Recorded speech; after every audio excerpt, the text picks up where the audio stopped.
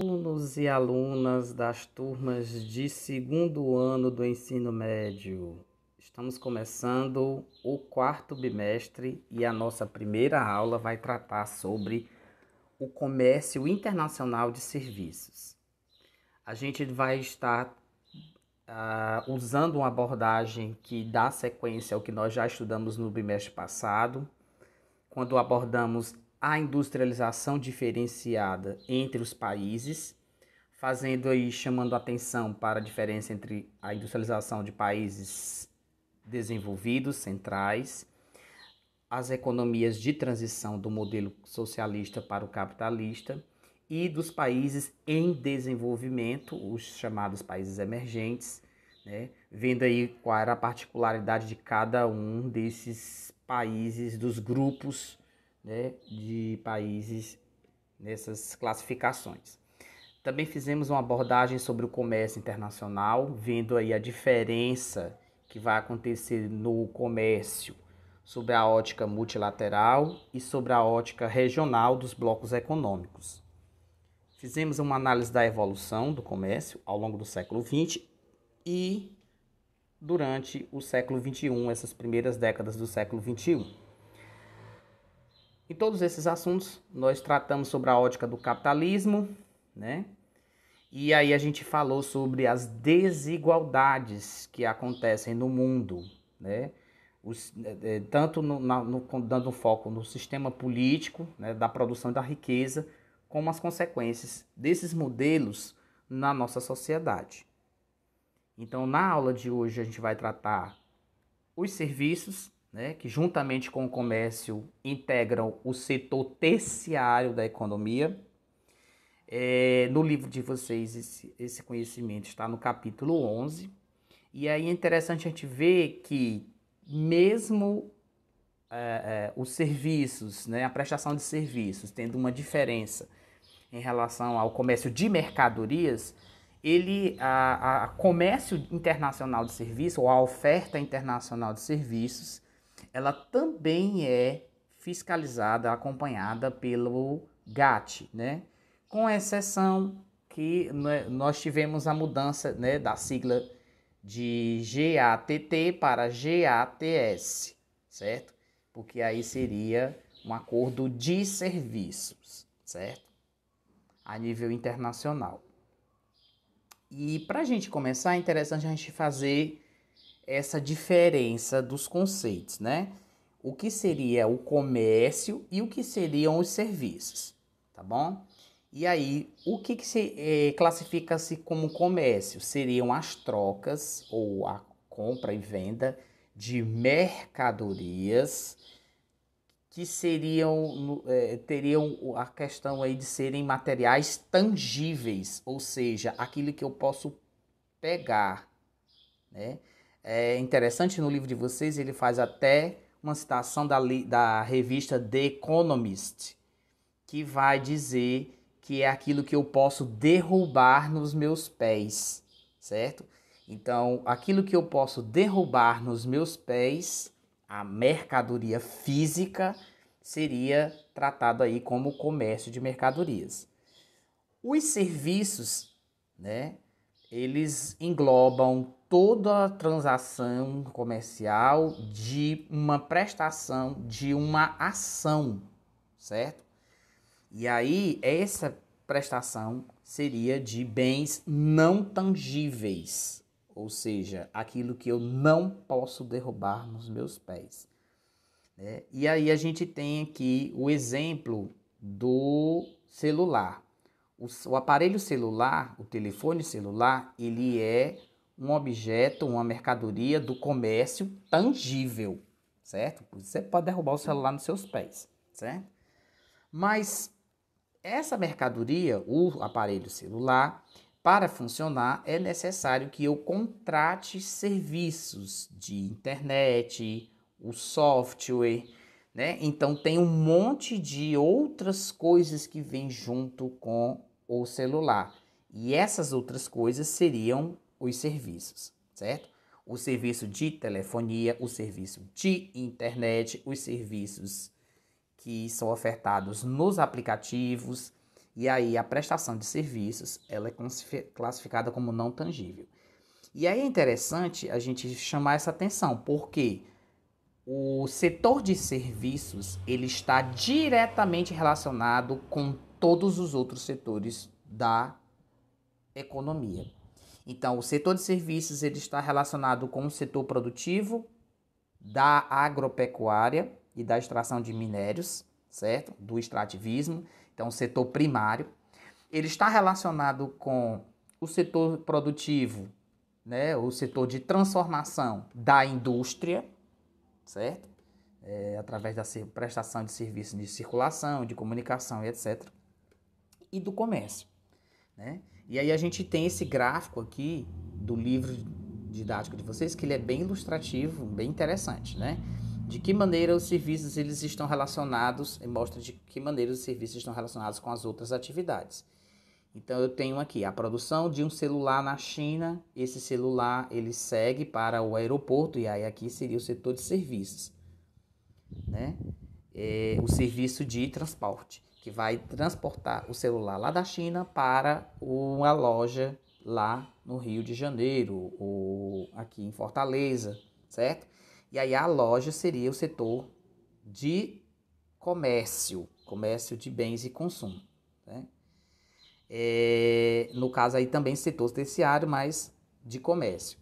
Para o seu celular funcionar, você necessitaria de contratar um pacote de telefonia ou um pacote de dados da internet. E aí tudo isso é uma outra prestação de serviço, que são os serviços de telecomunicações. E aí através do seu chip, você tem como acessar esses dados, né, essas informações.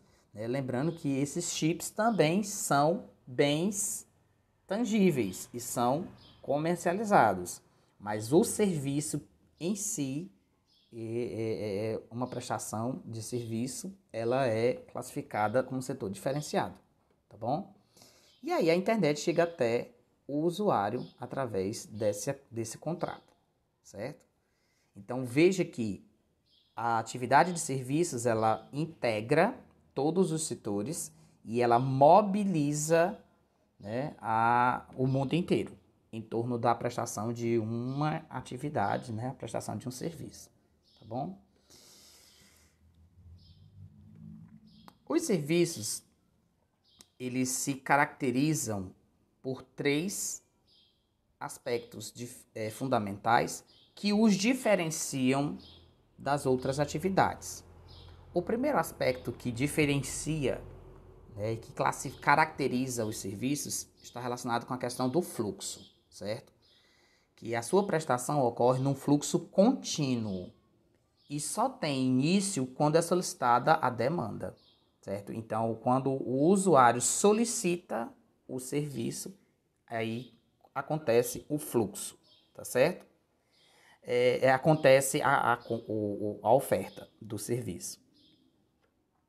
Sendo assim, não existe estoque de serviço, né? O serviço ele vai acontecer, mas não tem como estocar, porque ele não é uma coisa material, certo? Ele não é uma mercadoria tangível, certo?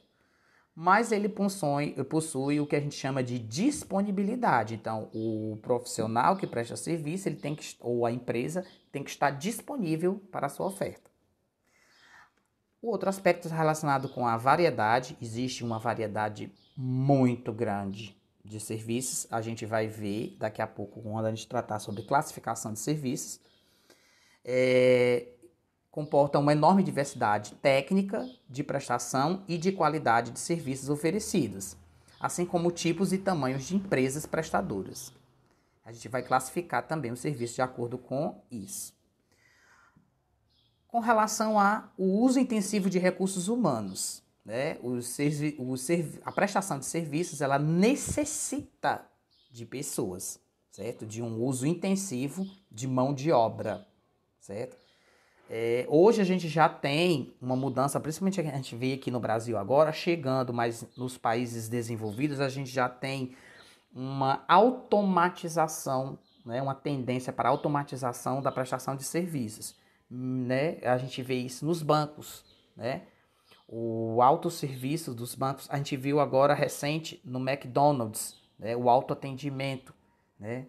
Então, tudo isso já é uma maneira deles diminuírem a contratação de pessoas, porque a oferta de serviços necessitava uma grande quantidade de pessoas trabalhando, certo? E aí, para diminuir, você entra na Le Biscuit, você tem a opção do autoatendimento, que você passa só lá no caixa as mercadorias e aí já tem lá sem precisar do atendente de caixa, certo? Você tem a compra do produto automática. Mesmo assim, a gente necessita de pessoas para que esse serviço automático se torne possível, certo? Então, há um uso intensivo de recursos humanos. Essas atividades necessitam de uma grande quantidade de mão de obra.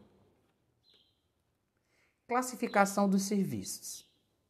Em primeiro momento, vamos fazer uma classificação em relação à oferta do serviço em si, né? Então, os serviços eles são classificados como serviços intermediários quando eles são ofertados para outras empresas, para outros serviços, né? Então, são serviços que são ofertados para atividades econômicas, são serviços ofertados para a indústria, para o comércio, para a agropecuária. Um exemplo que a gente dá para esses serviços intermediários seria o serviço de transportes, né? Os meios de transportes, né? Os caminhões, as transportadoras, elas prestam serviço de transporte das mercadorias desses outros setores. Elas levam em trazes matérias-primas e produtos, né, pelo território. Então, é um exemplo que a gente tem desse setor dos serviços intermediários. E a classificação dos serviços como finais determina aí que os serviços eles são ofertados para o público, para o consumo do serviço em si pelas pessoas, a população. São voltados para atividades individuais, como as atividades domésticas e de entretenimento, né? E as atividades coletivas, como a oferta de educação e de saúde. Ainda que se classificar que esses serviços finais como públicos ou privados. Esse serviço é classificado como público quando ele é prestado pelo Estado, nas suas 3 esferas, municipal, estadual ou federal. Ou prestado por empresas que estão fornecendo serviço para o Estado, né? As empresas que concedem, têm uma concessão para prestar esse serviço. E aí eu vou citar um exemplo aqui, ó. A nossa escola, Escola Ubirajara Índio do Ceará, ela é uma empresa? Não, ela é uma escola pública, certo? Então, o serviço de educação que eu, um servidor público, estou oferecendo para vocês é classificado como um serviço público, certo? O postinho da granja lá, o Jurandir Picância, ele é um serviço público, ele é prestado pela Prefeitura Municipal de Fortaleza, certo? Mas dentro dessa prestação de serviço público, existem agentes privados, que são contratados por empresas privadas. Os vigilantes, né? Eles são contratados por uma empresa privada, mas quem contrata é o Estado, então ainda assim é considerado como serviço público. Outra espécie de serviço público que é prestado por iniciativa privada é o transporte coletivo da cidade de Fortaleza. As empresas de ônibus, elas são empresas privadas, mas para elas circularem na cidade de Fortaleza, elas têm que ter a permissão, né? Elas têm que ter a autorização da Prefeitura Municipal de Fortaleza. Então, ela é prestada por uma empresa privada, mas ela é ofertada como, né, para a população, como se fosse um serviço público. Existem também os serviços privados, que é aquele serviço que é contratado por uma empresa privada, certo? E aí esse serviço privado, ele é contratado por uma empresa privada. E aí, por exemplo, eu vou montar uma festa, né? Eu vou organizar uma festa. E aí eu preciso dar uma segurança para as pessoas que vão trabalhar na minha festa. Então eu contrato uma empresa de segurança ou um buffet para prestar esse serviço, tá certo? Então, o buffet que vai atender na minha festa vai ser uma empresa, uma oferta de serviço privada, certo? A Organização Mundial do Comércio, ela fez uma lista de 12 setores para englobar toda a enorme diversidade de serviços que existe no mundo. E aí ele englobou todos os serviços desses 12 setores que a gente tem nessa infogravura, que está lá no livro didático de vocês. Vocês podem consultar no site da escola, tá bom? Nós temos os serviços de empresa, e aí essa classificação engloba aí serviços de empresas, que está dividida aí em empresas de profissionais, empresas de informática e de conexões, de pesquisa e desenvolvimento e no serviço imobiliário. Nós temos o segundo setor aí, que seriam os serviços de telecomunicações, e aí envolvem correios, postais, telecomunicações e audiovisuais, como a televisão. Nós temos o setor de construção e serviços relacionados à engenharia, que estão relacionados à construção civil. Serviços de distribuição, como agentes comissionados do comércio de atacado, varejista ou franqueado, né, que fazem a distribuição de mercadorias. Serviços educacionais, e aí é classificado pela série, né, pela etapa de ensino, primário, secundário, superior, ou ensino de jovens e adultos, e até mesmo o pós-graduação, né, entra nessa classificação. Temos os serviços de meio ambiente, que aí seria tratamento de esgoto, de resíduos sólidos, né, de saneamento e similares. Serviços financeiros prestados pelos bancos, pelas empresas de seguro. Nós temos os serviços de saúde e social, e aí a gente tem aí os hospitais, os planos de saúde, né, e prestação de serviços nesse sentido.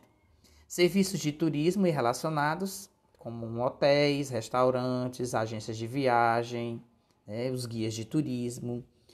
Os serviços de lazer, de cultura e esporte, e aí são os estádios de futebol, né, os times de futebol, que entram aí como um entretenimento, teatros, cinemas, museus e outras coisas.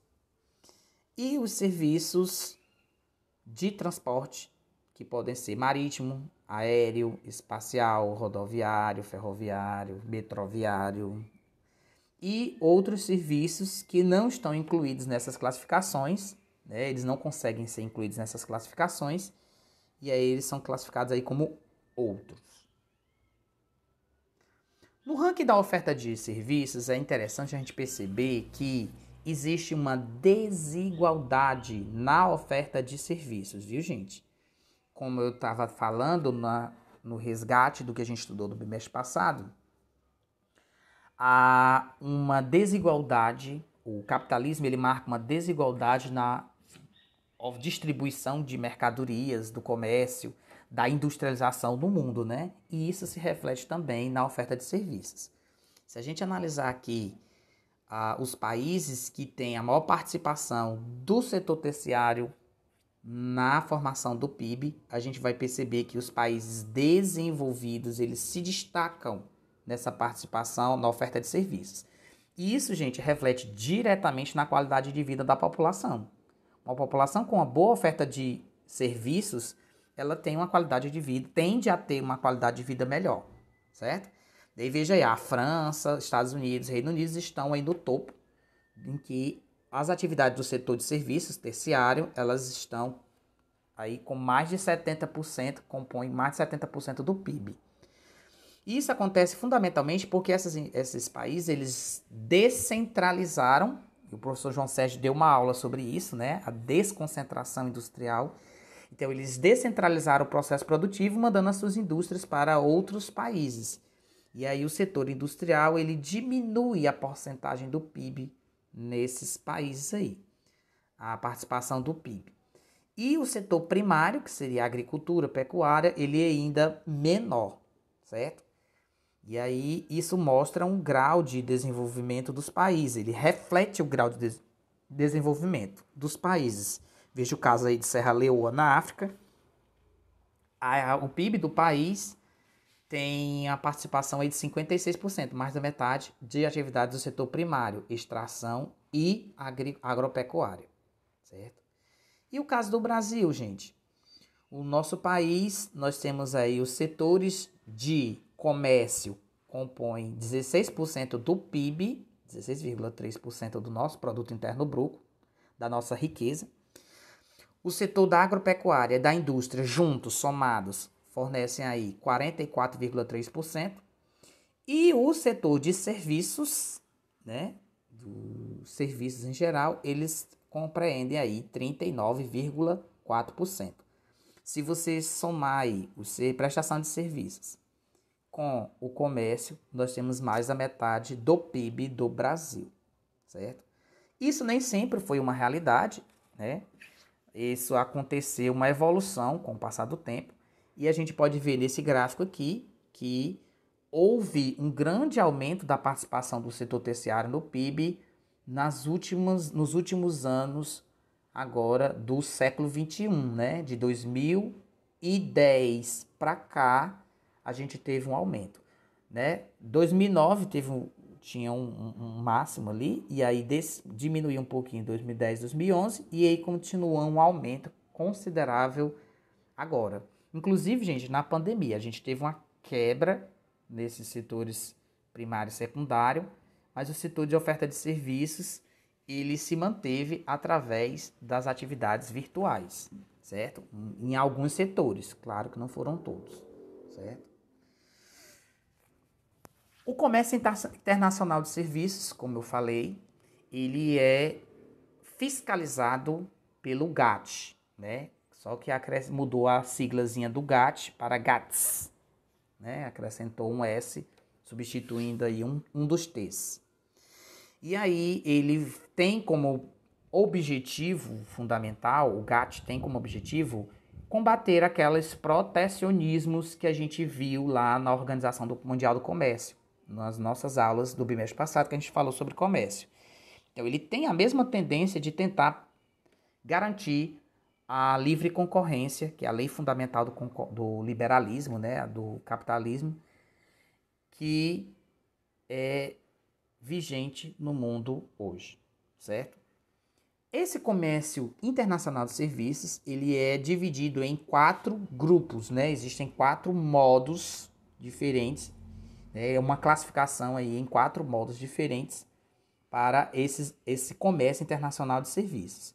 E a gente tem o modo 1, seria uma atividade transfronteiriça, em que o serviço ele é prestado para outros países a partir de um território. Então, eu tenho um serviço de call center. Eu estou falando de país, mas vou citar um exemplo aqui dentro do Brasil. A gente, quando vai resolver algum problema da nossa telefonia, das nossas operadoras, quando você vai ligar para o atendente, você nota um sotaque diferente. Então, o atendente quem vai atender a nossa ligação para as nossas reclamações é uma pessoa que trabalha em outra região do Brasil e não na nossa cidade. E isso acontece a nível internacional também. Em alguns serviços você precisa entrar em contato com pessoas de outros países que são os atendentes que vão resolver esse problema. Então as atividades do comércio transfronteiriça, elas estão relacionadas com esse setor, principalmente de call center e as telecomunicações e ensino remoto, certo? Eu fiz uma especialização, gente, que eu tinha que resolver as coisas com pessoas que estão em outro país, certo? Então acontece muito isso, tá bom? No segundo modo, que seria o consumo no exterior, seriam serviços prestados no território de um país para consumidores vindos de outro país. Seria mais relacionado, gente, aos setores de serviço, né? Então, uma pessoa vem para cá para o Brasil, um turista chega aqui no Brasil, ele vai consumir os serviços que são ofertados para ele. hotéis, restaurantes, aluguel de carros, guias de turismo, museu e etc. Né? Então, são ofertados para turistas dentro de um país, estrangeiros dentro de um país. O modo número 3 seria a presença comercial.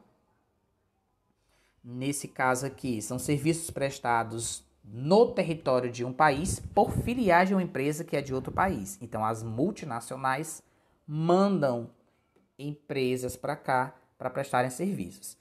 Principalmente, gente, isso acontece no setor de bancos, né, no setor financeiro, bancos, corretoras de seguros, corretoras de imóveis, imobiliárias. Eu fiquei impressionado que a maior parte das imobiliárias que atuam na nossa cidade hoje, elas são de capital internacional. Né? É a literal venda do Brasil, né? Os capitais internacionais dominando aí o setor imobiliário da cidade de Fortaleza. E o modo número 4 seria um movimento de pessoas, em que há ainda os serviços prestados no território de um país por profissionais que são vindos de fora. Aquele programa que existia aqui no Brasil, Mais Médicos, em que os cubanos vinham para cá, se classificaria ainda como um movimento de pessoas, um comércio internacional com movimento de pessoas, médicos de outros países que vinham para cá. Acontece muito intercâmbio de professores na universidade, né? Professores de outros países que vêm prestar serviços aqui, certo? Mas isso acontece em um campo muito maior. Mas aí, no caso, há o deslocamento do profissional de um país para o outro, tá bom? Aqui eu tenho um ranking das atividades de turismo, as atividades de serviço que mais têm participação no comércio internacional. Vejam que nós temos aí 24% das atividades com viagens internacionais, né? É o que lidera o ranking aí. Em segundo lugar, nós teríamos aí outros serviços, 22,5%, tá certo? Ainda devemos ver que essa condição, né, do intercâmbio de serviços a nível internacional tem movimentado uma quantidade enorme de dinheiro nos últimos anos. E isso, gente, se dá fundamentalmente devido aos avanços das tecnologias de transporte, de comunicação, certo? E da informática. Isso facilitou o mundo dos negócios, de uma maneira geral, como nós vimos com o comércio de mercadorias, facilitou o câmbio de moedas, certo? Na troca de moedas de um país para o outro, e também afetou a oferta de serviços, né? Possibilitando aí um aumento da oferta de serviços internacionais. Contudo, mais uma vez, vou chamar a atenção. Essa oferta de serviços internacionais cresceu, mas esse crescimento manteve uma concentração em que as empresas que mais ofertam esses serviços são empresas de países ricos ou desenvolvidos. E aí é só observarem aí o ranking, quais são os países que têm a maior participação dessas empresas com maior oferta de serviços a nível internacional. Estados Unidos, Reino Unido, França, Alemanha, China lideram aí os cinco primeiras posições. Né? Se você procurar o Brasil aí, você vai encontrá-lo em 32º lugar. Nosso próximo encontro, gente, a gente vai trabalhar com vocês, dando continuidade aos nossos assuntos, relacionando essa questão da geopolítica, né? Não deixem de fazer nossas atividades no formulário. Até o próximo encontro.